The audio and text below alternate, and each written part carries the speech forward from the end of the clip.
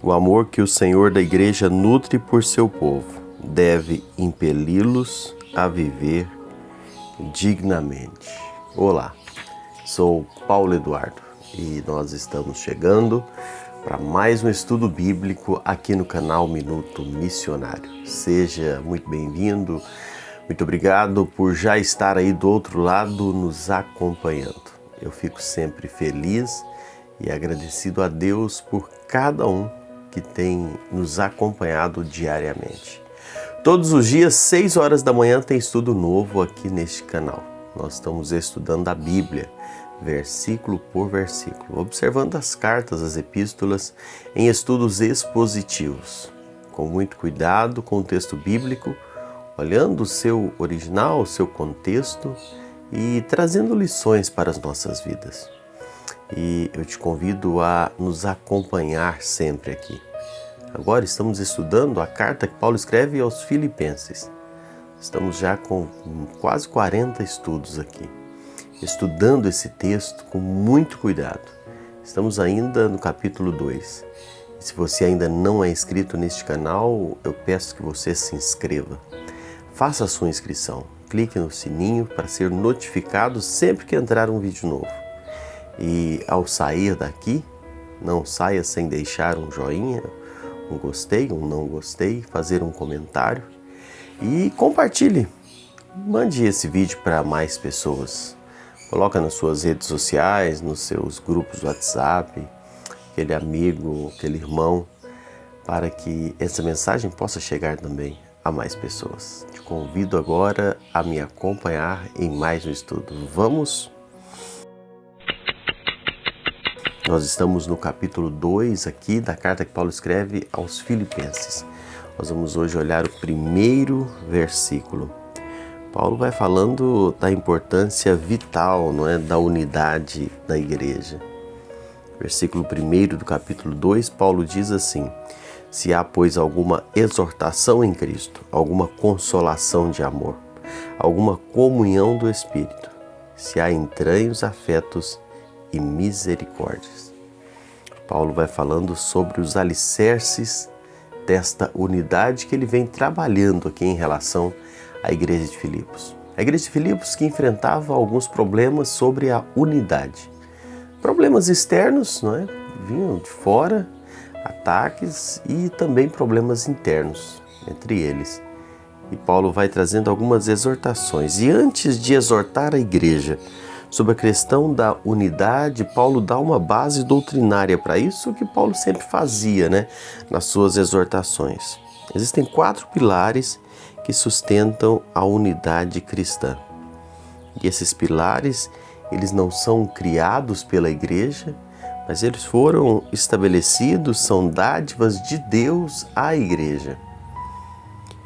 Há 4 fundamentos que Paulo dá aqui para justificar este apelo à unidade. E esses fundamentos formam, nós podíamos dizer assim, cláusulas condicionais, cláusulas fundamentais para que a comunhão possa de fato existir na igreja local. Esses pilares, eles já existem e esses pilares, eles precisam ser o fundamento, o alicerce da unidade. J.A. Montier, ele comenta esse assunto, destacando que podemos ver a obra própria da Trindade na construção da unidade da igreja. E Montier destaca assim, os crentes estão em Cristo, experimentando a realidade do amor de Deus, e isso pela ação do Espírito. Então, a Trindade operando nesta unidade, não é, na construção da unidade da igreja. Apóstolo Paulo apela aos filipenses aqui, nessa ocasião, por meio das mais profundas experiências como cristãos, para que eles possam lutar para preservar a paz e a concórdia. Paulo chama, como eu disse, apresenta 4 fundamentos. Dos 4 fundamentos, 2, o primeiro e o terceiro são bem objetivos, não é? Exortação em Cristo, comunhão com o Espírito, e os outros dois, não é? Paulo vai falando dos princípios externos, né? Que é o amor e a harmonia, e a consolação de amor, entranhos, afetos e misericórdias.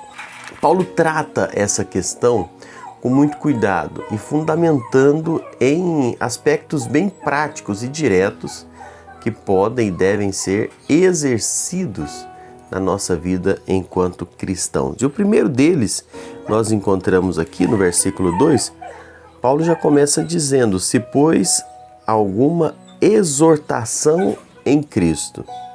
Exortação em Cristo.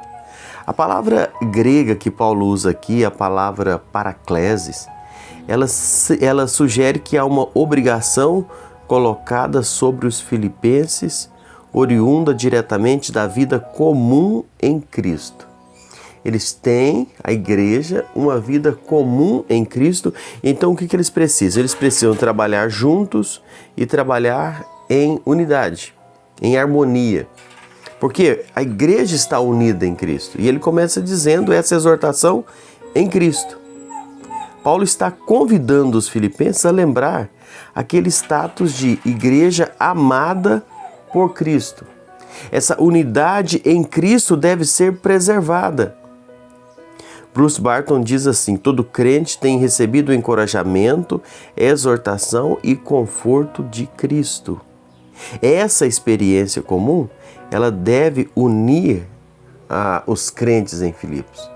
Nós, enquanto igreja, nós temos algo em comum. Nós somos amados por Cristo. Nós fazemos parte da igreja de Cristo. Nós somos cuidados de Cristo. Recebemos encorajamento, conforto de Cristo. E por recebermos fortalecimento da mesma base, nós precisamos lutar para manter a unidade da igreja. Nós precisamos lutar para manter a harmonia, já que nós recebemos da mesma base, da mesma fonte, que é Cristo Jesus. Barclay, ele comentando isso aqui, William Barclay, ele alerta para o fato de que ninguém pode caminhar desunido com o seu semelhante e ao mesmo tempo estar unido em Cristo. É algo triste, nós vemos muito isso acontecer. Muitas pessoas que andam desunidos com a igreja, vivem odiando o seu semelhante, vivem odiando os seus irmãos e ainda assim dizem estar na atmosfera de Cristo, ainda assim dizem caminhar com Cristo.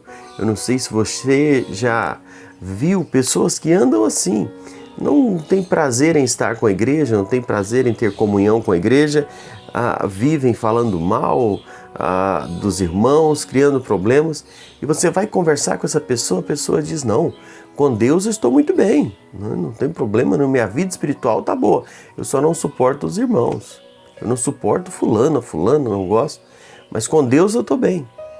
Isso não combina. E é isso que Paulo traz aqui. Se nós fomos alimentados, se nós fomos fortalecidos, se nós fomos encorajados pela mesma base que é Cristo, é impossível estar bem com Cristo e odiando aqueles que pertencem à minha família na fé. Esse cuidado eu preciso nutrir, eu preciso zelar. Ninguém pode viver na atmosfera de Cristo e ao mesmo tempo viver odiando os seus semelhantes.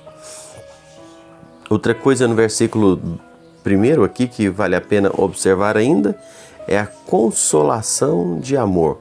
Paulo vem dizendo na sequência do primeiro versículo. Essa palavra consolação aqui, ela devia ser traduzida por encorajamento, ou também por encorajamento e consolação, porque ela traz uma ideia de terna persuasão de amor. É consolação do amor. É o amor de Cristo pela igreja que Paulo está tendo em vista ao escrever esse versículo aqui. Ao chamar para a harmonia, Paulo apela para os mais altos motivos. O amor da igreja, o amor do Senhor da igreja, nutre o seu povo a viver de forma digna, como ele já havia exortado em outro texto, como nós já estudamos aqui. o amor ao Senhor da igreja. Irmãos, o nosso alvo enquanto cristão deve ser o Senhor. O nosso foco, e é por isso que a palavra nos chama a olhar firmemente para o autor e consumador da nossa fé. É aquele que realmente nos salvou. O nosso olhar precisa estar em Cristo. O que vai nos fazer caminhar unidos dentro da igreja não é eu olhar para qualidades dos meus irmãos, fazer para olhar aqueles que caminham comigo. Eu preciso olhar para Cristo. É meu amor por Cristo que deve me motivar a caminhar unido na igreja. É por amor a Cristo. E quando eu estou amando a Cristo, eu vou suportar, como o próprio apóstolo Paulo exorta, uns aos outros. Eu vou estar suportando essa consolação, esse encorajamento a partir do amor que eu tenho por Cristo. O amor que o Senhor da igreja tem pelo seu povo deve impeli-los a viver dessa forma. O amor nos leva a amar como Cristo nos amou, 1 João 3,16. O amor nos leva a suportar uns aos outros, o amor nos leva a perdoar uns aos outros. O inferno é a condição eterna daqueles que fizeram da relação com Deus e com os seus semelhantes algo impossível e destruíram totalmente a sua vida de amor. Meus irmãos, isso é muito importante. Isso precisa ser entendido. Eu caminho em unidade, eu me esforço para manter a unidade na igreja por causa do meu amor.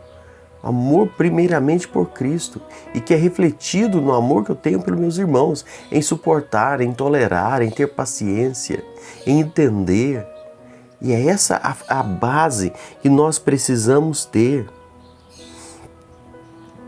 William Barclay alerta para o fato de que não significa só amar os que nos amam, aos que nos agradam, aos que são dignos de ser amados. Significa uma boa vontade incrível por aqueles que nos odeiam. É poder amar aqueles que não nos agradam. É a capacidade semelhante à de Cristo. Amar o que não é amável. Amar o que não é digno de amor. E quando eu começo a exercitar isso, eu vou manter a unidade.